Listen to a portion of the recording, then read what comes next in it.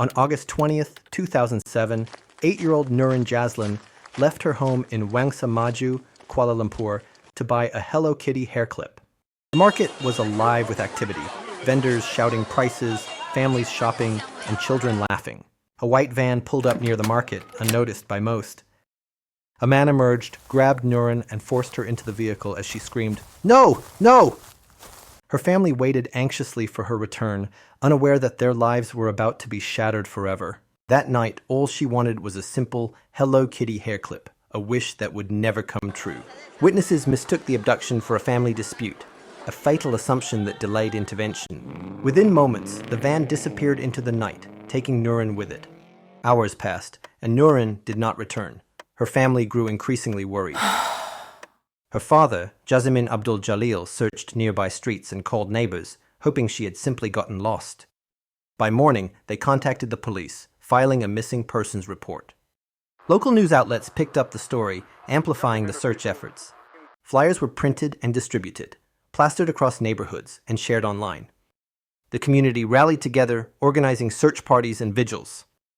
As days turned into weeks, hope began to fade, replaced by fear and despair. Nurin's family praying for her safe return.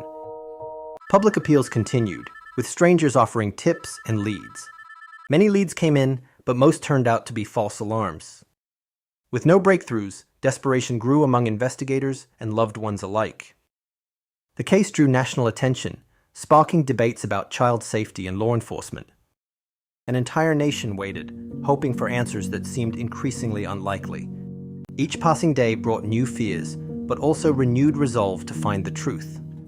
Little did anyone know, the nightmare was far from over. On September 17th, 2007, a black and blue Diadora sports bag was found discarded outside a book distribution company in Petaling Jaya. Inside, workers made a horrific discovery: the body of a child, contorted and lifeless. The girl's neck bore strangulation marks, her hands showed restraint wounds, and her body had been subjected to unthinkable violence. Her genitals had been violated with a cucumber and brinjal, causing fatal internal injuries. Nurin's parents initially refused to identify the body, clinging to a desperate hope that it wasn't their daughter. The victim lacked Nurin's BCG vaccination scar and had a gap in her teeth, features inconsistent with their memories. But DNA testing confirmed the unimaginable. The remains were indeed Nurin's. The news shattered their world, plunging them into unbearable grief. The nation was gripped by horror, the brutal nature of the crime sending shockwaves across the country. Police launched a full-scale investigation, but the scale of the case was overwhelming. The authorities turned to CCTV footage, hoping to capture the perpetrators involved in this brutal act.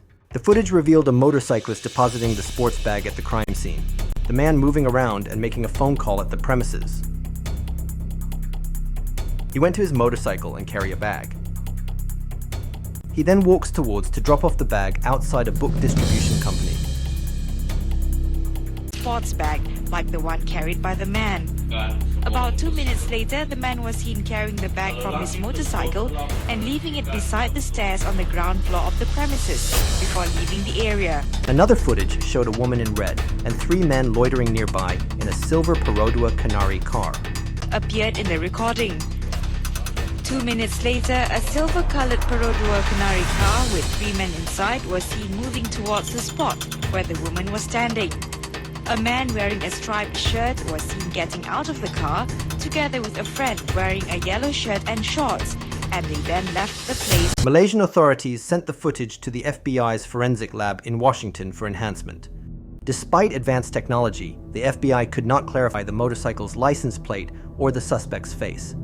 A critical phone call made by the motorcyclist, potentially coordinating with accomplices, remained untraceable. 5 suspects were arrested, but there was lack of substantial evidence to hold them for long. Eventually, the suspects had to be released due to lack of evidence. An Indonesian woman was detained after swallowing a SIM card linked to prank calls claiming Nurin was alive. However, the SIM card was too damaged for any data extraction. Another promising clue turned into a dead end. Authorities faced severe backlash for even suggesting charges against Nurin's parents under the Child Act for negligence.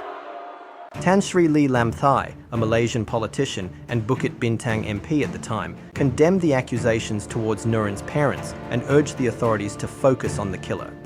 Investigators were baffled, but soon a new clue emerged, linking the case to the Catman, a serial predator. The Catman was known for luring young girls with promises of finding lost pets, assaulting them. The similarities in mode of operation were chilling. It could be the same person, using the same pattern. The investigation continued, leading to many dead ends. The search for the killer was a long and arduous journey. Where was Nurin for those 27 days? The question haunted investigators and the public alike. Speculation grew about a possible child trafficking network, suggesting that Nurin may have been held captive before her murder.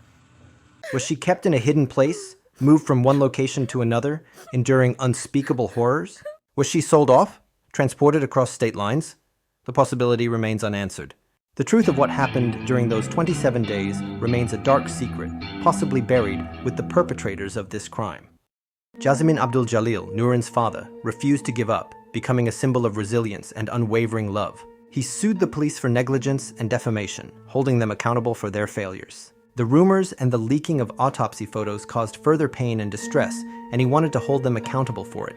The leaking of the autopsy photos was an unforgivable act, further violating the privacy of his deceased daughter. Rumors spread that he owed money to loan sharks and even hinted that he was the perpetrator, adding to his suffering. Despite all the obstacles, Jazimin continued his fight for truth and justice for his daughter. On what would have been Nurin's 24th birthday in 2023, he posted a heartfelt and heartbreaking tribute. "If you were alive, you'd be a young woman now. I will never stop seeking justice for you," he wrote, his pain resonating with the nation.